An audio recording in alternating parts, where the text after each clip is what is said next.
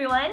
Welcome to this week's Fast Feminist Recap, and of course we had a two-night event for the Bachelorette, so let's get started! So starting with night one, which was last night, we start off with the rose ceremony, which, if you remember last week, was a dramatic cliffhanger. We didn't know what was going to happen. Who was JoJo going to eliminate? And of course she ends up eliminating Luke. So our final three are Chase, Jordan, and Robbie, and with that decision, the Bland Squad intensifies. Woo! Then we go to Thailand. And the first date in Thailand is with Robbie. They go to a market and they get a Thai massage. Robbie gives JoJo a note from his dad that's like, "Oh, Robbie, you're so in love with JoJo, I can tell. Champ. Way to go, pal. 3-pointer. Love, Dad."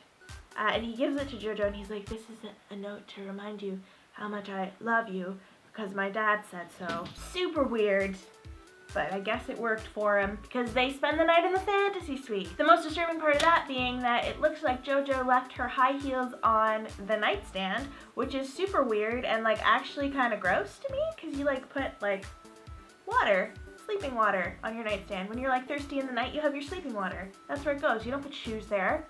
The temple hike with Jordan, they hike, it looks like a very short hike, but they assure us multiple times that it is quite vigorous.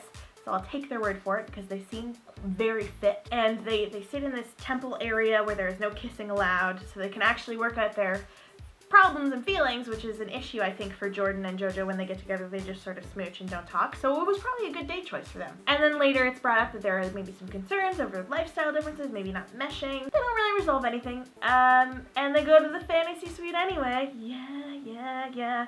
Ignore your problems till they're big. Final date of this episode was the beach with Chase. They go to a beach. Kisses a fish. Concerning. Fast forward to the end of Chase's date. She invites him to the fantasy suite, and then she's like, he's like, "Okay, cool, I love you," and she's like, "You know what? Get the f*** out." Chase gets kicked off. He's pretty miffed about it, but they still have a rose ceremony with Jordan and Robbie. There's 2 roses and 2 men. Oh, high stakes drama. Chase comes out of nowhere and he's like, "I'm sorry. Bye," and then he walks down the stairs and then continues to walk out down a path that leads to, what, the sea? A river? I don't know where it goes. But he is trailed by a monkey the whole way down. And then there's this weird moment where both the other guys, so Jordan and Robbie, have their rose and they're all sort of like gathered together being like, "Oh, it's the final leg of the journey." And then the camera goes from like all 3 of them, pans up to a monkey on a rooftop scratching himself. It's like, okay, is that supposed to be us? Is that the audience? Is that so these beautiful people are finding love and we're up on the rooftop just like scratching at ourselves like slovenly monsters? Okay, that's a fair comparison for me, I think. Okay, and I wanted to touch on the men tell all as well. I did watch it. I did miss the first 15 minutes because I was stuck on a subway train, so if anything wild happened in those minutes, you're just gonna never know about it, I guess. Obviously, Chad's back. Chad is back. Chad's in the house. And of course, Chad comes out, drags the show, drags every other bachelor there, and then talks about dating Grant's and Robbie's exes since the show has ended. Nick tries to fight him, which is so clearly scripted. They do like an intense play-by-play of the Evan-Chad t-shirt pulling confrontation where it becomes very evident that Evan pushed Chad before Chad ripped his t-shirt. I mean, who cares at this point? Evan is the only guy in that room being like, "Where's my t-shirt? Where is it? I need it to wear to the clinic.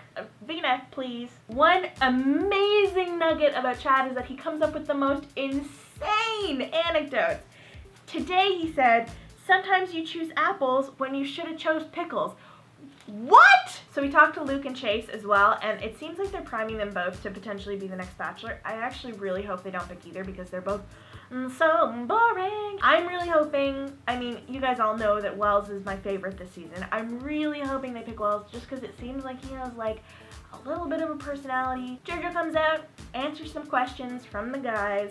Pretty typical, like, what went wrong? But then Vinny speaks up. Do you guys remember Vinny? He's the barber with the horrible haircut. He's like, what is that? And then his mom stands up and is like, "You should have picked my son." And in that moment, she demonstrated exactly why JoJo should not have picked her son. And finally, we had the bloopers, which was just people tripping on things and bugs flying in the shot. Hilarious.